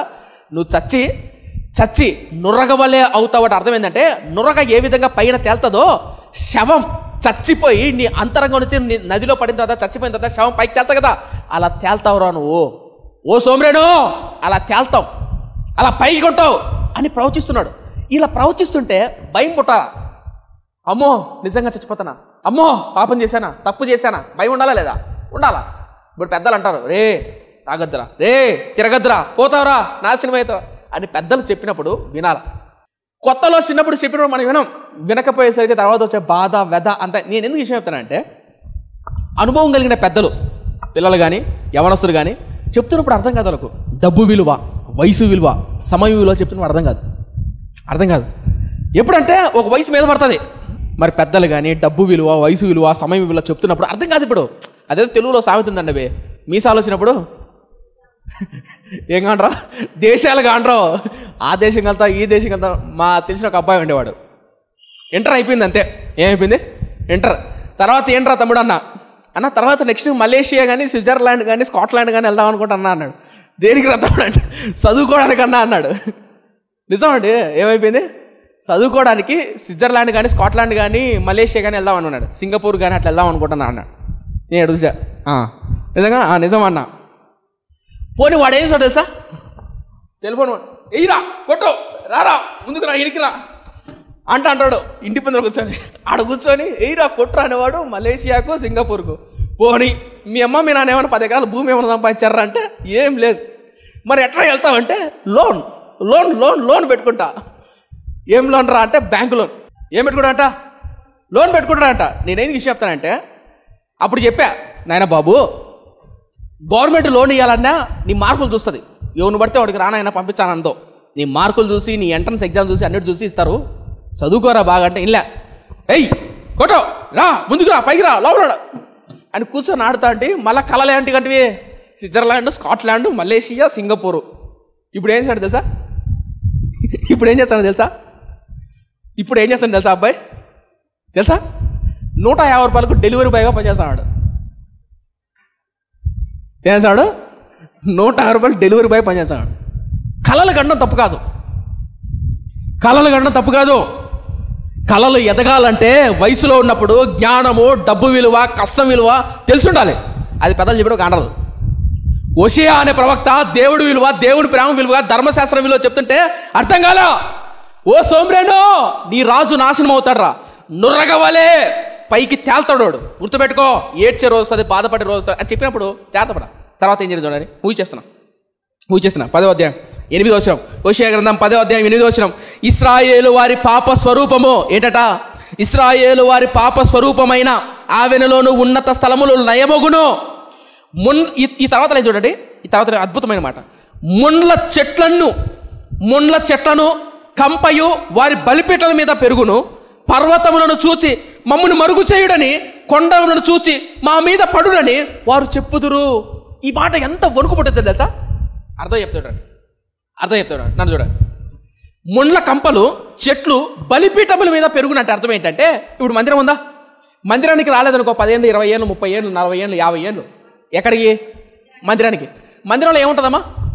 బయట కానీ ఇళ్లలో కానీ బూజు, కంపలు, చెట్లు, అప్పుడప్పుడు గోడలోంచి వస్తుంటాయి. చూసారా? గోడ నెరిచిరింది అనుకో, ఆ నెర్రిలోంచి వస్తుంటాయి మొక్కలు, ఆకులు వస్తుంటాయా? ఎందుకు వస్తాయి? అక్కడ పాడైపోయింది కాబట్టి, సంసారం ఎవరు లేరు కాబట్టి. అలాగే సోమ్రేనో, మీ దేశంలో ఒక్కడు కూడా ఉండడు రా, నీ బలిపీఠాలు నాశనం అయిపోతాయి అని ప్రవచిస్తున్నాడు. ప్రవచించిన తర్వాత ఇంకేం చెప్తున్నా తెలుసా? ముండ్ల కంపలు, గచ్చు పొదలు లేస్తాయి. లేచిన తర్వాత ఇశ్రాయేలు ప్రజలు అనుకుంటుంటారు భయముతో, వణుకుతో, ఏమని తెలుసా? సైన్యం వస్తుంది. ఏ సైన్యం అది? అష్షూరు సైన్యం. ఇందాక చెప్పా, అష్షూరు సైన్యం ఎలా చంపుతారు? గడ్డపార ఇక్కడ చెక్కుతారు. గడ్డపారను నవరంధ్రాల్లో చెక్కి పైకి చీరుస్తారు. అట్లే ఒంటి మీద ఉన్న చర్మాన్ని ఒలుస్తారు.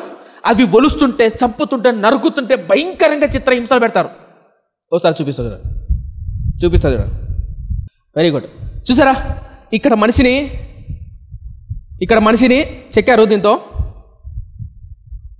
ఇక్కడ మనిషిని ఇది ఉంటాయి కదా, తాళ్ళు కట్టి భూమికి నాటుతారు. ఇట్లా మొలలు నాటి లాక్కోలేం చేతులను, ఇట్లే ఉంటాయి. ఇప్పుడు ఎవరైనా గిచ్చినాడు అనుకో, జనరల్గా దోమ కుట్టింది అనుకో, వెంటనే మన చేయి ఏమవుతుంది? ఇప్పుడు చేతులు 2 ఆడబెట్టారు, ఒకడు నరుకుతున్నాడు, కోస్తున్నాడు, మంట వేసేదా? ఇదా వేసినప్పుడు చెయ్యి వెంటనే వెళ్ళి ఆపుకుంటుందా? వద్దంటారా? అప్పుడప్పుడు పిల్లలు కొట్టేటప్పుడు వద్దమ్మా అంటారా? ఇప్పుడు ఊహించుకోండి సారి, అశ్షూరులు యుద్ధం వచ్చారనుకో, ఇట్లా చేతులు ఇట్లా కట్టేసి ఒంటి మీద చర్మాన్ని ఒలుస్తారట్టే. కోడితోలు తెలుసా? అప్పుడప్పుడు స్కిన్లెస్ అడుగుతారే, స్కిన్ వాడు బాగా ఓడబీకి సచ్చిన తర్వాత కాదు సుమా, సచ్చిన తర్వాత వచ్చారేమో కోడిని, ఈడ బతికుండంగానే ఒలుచాడు వాడు. ప్రాణం ఉంటుంది, చంపిన తర్వాత కాదు, బతికుండంగానే చర్మం ఒలుస్తూ అంటే ఎలా ఉంటుంది నా? అది ఎలా ఉంటుంది తిబుల్ది కానీ తమ్ముడు? చికెన్ మాత్రం స్కిన్లెస్ బలి ఉంటుంది. నేనేమంటున్నా అంటే, అలా ఒలిచేవాళ్ళు.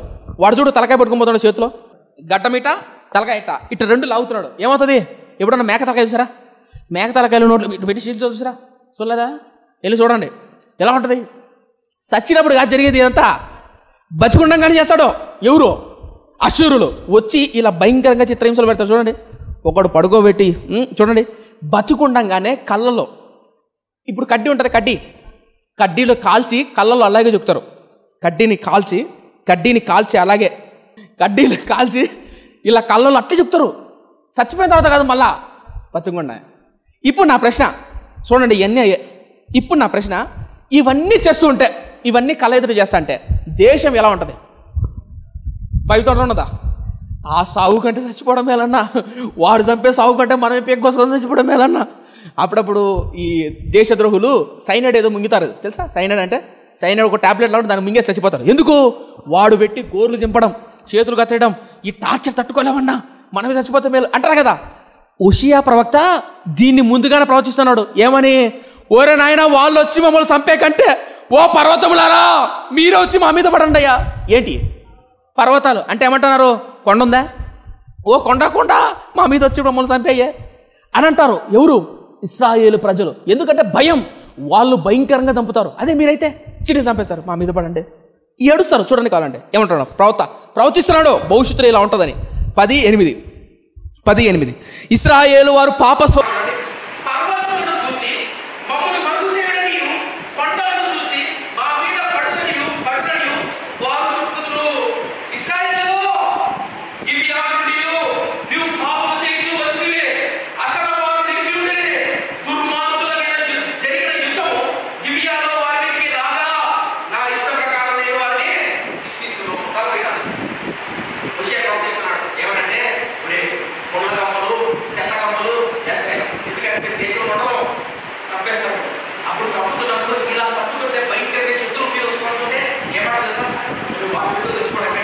మీద పడండి అయ్యా, పర్వతములారా కొండలారా మమ్మల్ని దాచండి.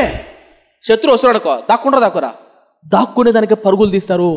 భవిష్యత్తులో ఇలాంటి నాశనం రాబోతుంది, జాగ్రత్త అని ఓషియా ప్రవక్త పెకాహు టైంలో ప్రవచిస్తాడు.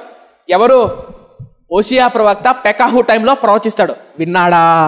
వినలేదు. ఎవరు? పెకాహు. వినకపోతే ఏం జరిగింది, ఏం జరుగుతుందా అన్నట్టుగానే వచ్చాడు. ఎవరు? అష్షూరు సైన్యం వచ్చింది. ఇప్పుడు మ్యాప్ చూపిస్తాడు. ఈ పెకాహు టైంలో మొత్తం అష్షూరు సైన్యం అంతా వచ్చి ఆక్రమించేసింది. ఎవరి టైంలో? పెకాహు టైంలో. ఎలా ఆక్రమించింది ఇప్పుడు చూద్దాం. చూడండి 15వ అధ్యాయం 2 రాజుల గ్రంథం 15వ అధ్యాయం పేజీ నెంబర్ 322. ముగిచ్చేస్తున్నాను. 29వ వచనం. ఇశ్రాయేలు రాజైన పెకాహు దినములలో అష్షూరు రాజైన తిగ్లత్-పిలేసెరు వచ్చి ఈయోను పట్టణమును, కనిపిస్తుందమ్మా ఏ పట్టణం అంటే అది? ఈయోను పట్టణమును, అబెల్దత్ మాయాకా పట్టణము, యానోహా పట్టణము, కేదేశు పట్టణము, ఆసోరు పట్టణము, గీలాదు దేశమును, గలిలియా దేశమును, నప్తాలి దేశమంతయు పట్టుకొని అచ్చటనున్న వారిని అష్షూరు దేశమునకు చెరగా తీసుకొని పోయాను. కనిపించిందా? పట్టుకున్నాడా లేదా? పట్టుకున్నాడా? నేను ఎందుకు చెప్తానంటే ఇప్పుడు చూడండి, ఈ మ్యాప్ ఉందే. సో ఈ మ్యాప్ చూసారా? అష్షూరు సామ్రాజ్యం. ఈ అష్షూరు సామ్రాజ్యాన్ని మొత్తం పట్టుకుని పోయాడు పట్టణాలన్నిటి. ఎవరు? తిగ్లత్-పిలేసెరు. ఎవరి కాలంలో? పెకాహు కాలంలో. ఈ విషయాన్ని ముందుగానే ఓషియా ప్రవచించాడా లేదా? ప్రవచించాడు. వినాలా వద్దా? వినాలా. వినలేదు కాబట్టే ఇప్పుడు శత్రువు వచ్చాడు, మొత్తం దోచుకెళ్ళిపోయాడు. మై ఫ్రెండ్స్, మళ్ళీ గుర్తుపెట్టుకోండి, దేవుడు తన సేవకుని ద్వారా, తన దాసుల ద్వారా, వాక్యం ద్వారా మాట్లాడుతున్నప్పుడు, హెచ్చరిస్తున్నప్పుడు చాలా జాగ్రత్తతో ఆ మాటను విని జీవితాన్ని కట్టుకుంటే, సరి చేసుకుంటే బాగుపడుతుంది. అది యవనస్తుడైనా ఎవరైనా సరే. పెద్దలు కొన్నిసార్లు వాళ్ళ దెబ్బలు, వాళ్ళ అవమానం, వాళ్ళ బాధ అనుభవపూర్వకంగా చెప్తున్నప్పుడు మనం విని సరి చేసుకున్నాం అనుకో, ఆ దెబ్బల నుంచి, అవమానం నుంచి తప్పించుకోవచ్చు. గుర్తుపెట్టుకోండి ఈ విషయం. తర్వాత ముగిచేస్తుంది. చదువుదాం 30. అప్పుడు ఏలా కుమారుడైన ఓషియా ఇశ్రాయేలు రాజును రెమల్య కుమారుడైన పెకాహు మీద కుట్ర చేసి అతని మీద పడి అతని చంపి యూదా రాజైన ఉజ్జియా కుమారుడైన యోతాము ఏలుబడిలో 10వ సంవత్సరం నుండి అతని మీదకి రాజయ్య పెకాహు చేసిన ఇతర కార్యముల గురించి, అతడు చేసిన దాని అంతటి గురించి ఇశ్రాయేలు రాజుల వృత్తాంతముల గ్రంథమందు రాయబడి ఉన్నది. రైట్, అద్భుతం. సో తర్వాత ఏం జరిగింది? ఈ పెకాహును ఓషియా అనేవాడు చంపేశాడు. ఒకసారి మ్యాప్ చూస్తారా? ఇప్పుడు ఇది అష్షూరు సామ్రాజ్యం కదా, బ్లూ కలర్లో కనిపిస్తుంది అంతా. ఇప్పుడు చూడండి అష్షూరు సామ్రాజ్యం ఎలా ఆక్రమించేస్తుందో చూడండి. ఇందులో మీరు ఒక లాజిక్ గమనించారా? మొత్తం అంతా పట్టుకుని చూడా, మొత్తం అంతా ఆక్రమించేశాడు వీడు. ఎవరు? వీళ్ళు అష్షూరు సామ్రాజ్యం. కానీ ఇందులో ఒకటి గమనించారా? ఇక్కడ యూదా ఉందే, ఈడు యూదా. అప్పుడు యూదా దేశానికి రాజు ఎవరు తెలుసా? హిజ్కియా. ఇంత దేశాన్ని దోచుకున్నవాడు, మిమ్మల్ని అడుగుతాను, ఇంత దేశాన్ని దోచుకున్నవాడు ఇది దోచుకోలేడమ్మా? అక్క వాళ్ళని అడుగుతాను, ఇంత దోచుకున్నాడు, ఇది పెద్ద మ్యాటరా? 1000 కేజీల బరువు ఎత్తినాడు, 10 కేజీల బరువు ఎత్తలేడు, ఇటు ఎత్తుతాడు కాలతో. 1000 కేజీల బరువు ఎత్తేవాడు ఎత్తాడా? ఎత్తాడు. మరి అంత చిన్న సామ్రాజ్య జైన్స్ లేకపోతే కారణం తెలుసా? తెలుసా? హిజ్కియా ప్రార్థన, హిజ్కియా భక్తి. ఏషియా ప్రవక్త వచ్చి ప్రవచిస్తానే, హిజ్కియా భయముతో దేవుని మందిరాలకు వెళ్ళి ఆ పత్రికను అలా పెట్టి చదువుతా అంటే, ప్రార్థన చదువుతా అంటే రోమాలు లెక్కపడుచుకుంటే అంతే. ఇంకా అయ్యా చూడయ్యా పల్లె ఉంటుంది ఆ ప్రార్థన. ఏషియా ప్రవక్త చెప్తానే విన్నాడు. ఓషియా ప్రవక్త చెప్తే, మీకా ప్రవక్త చెప్తే, ఆమోస్ ప్రవక్త చెప్పినాడు, వీళ్ళు వినలా. హిజ్కియా విన్నాడు. ఏ వ్యక్తి అయితే వింటాడో, ఎవడైతే దేవుని సేవకుని మాటను, ఆనాడు ప్రవక్తల మాటను, దేవుని వాక్యాన్ని విని విధేయత చూపుతాడో, గుర్తుపెట్టుకోండి, వాడి చుట్టూ దేవుని కంచి ఉంటుంది. ఎందుకు తెలుసా? నా బిడ్డను ముట్టితే నా కన్నుగుడ్డును ముట్టినట్టే అన్నాడు. ఎప్పుడైతే నువ్వు తన కుమార్తెగా తన కుమారుడిగా నిన్ను నువ్వు దేవునికి అప్పగించుకుంటావో అప్పుడు నీ జోలికి రాకుండా చూసుకుంటాడు దేవుడు. ఒకవేళ ఎవడన్నా వచ్చినా ఆయన చూసుకుంటాడు. నేను ఎందుకు చెప్తానంటే అంటే పాపం అనేది భయంకరమైనటువంటి వ్యసనం. ఆ పాపంలో పడి ఉన్నప్పుడు జీవితం విలువ భవిష్యత్తు విలువ కాండ్రానప్పుడు పెద్దలు చెప్పినప్పుడు దేవుని వాక్యం పరిశుద్ధాత్మ హెచ్చరించినప్పుడు దయచేసి ఆ పాపాన్ని వదిలిపెడితే ఉత్తమం. లేదో ఆ పాపానికే బానిసై వ్యభిచారానికి కాముకత్వానికి రహస్యమైన చాటింగ్ ఫోన్ కాల్ అదే అలవాటైందనుకో, ఒకరోజు నువ్వు ప్రేమించిన అమ్మాయిని బట్టి ప్రేమించిన అబ్బాయిని బట్టి భయంకరంగా ఏడుస్తావు, బాధపడతావు. అయ్యో అయ్యో పర్వతములారా మమ్మల్ని దాక్కున్నాడు, పర్వతములారా మీరే వచ్చి మా మీద పడండి అనే రోజు వస్తుంది. కాబట్టి అలాంటి రోజులు రాకుండానే పెకహు వలె కాకుండా, పెకహ్యా వలె కాకుండా, మెనెహేము వలె కాకుండా, హిజ్కియా వలె దేవుని సేవకుల మాట లేదా దేవుని వాక్యాన్ని విని విధేయత చూద్దాం. ప్రార్థన చేద్దాం. పరిశుద్ధుడా నా కన్న తండ్రి, కృపగలిగిన నా దయగల మా దేవ, అద్భుతమైన దివ్యమైన నీ వాక్యాన్ని బట్టి వందనములు కృతజ్ఞత స్తుతులు స్తోత్రము నాయన. పెకహ్యా పెకాహు అద్భుతమైనటువంటి చరిత్రలో అద్భుతమైనటువంటి విషయాలు జ్ఞానం చేశాం నాయన. మా జ్ఞానం మీదనో మా తెలివి మీదనో ఆధారపడ్డ పెకహు నాశనం అయ్యాడు నాయన. మేము మా జ్ఞానం మీద మా తెలివి మీద కాకుండా నీ వాక్యానికి సంపూర్ణంగా విధేయులమై నీ పిల్లలుగా జీవించే కృపను నడిపించము. నజరేయుడైన యేసయ్య నామమున అడిగి వేడుకుంటున్నాం మా కన్న తండ్రి, ఆమేన్.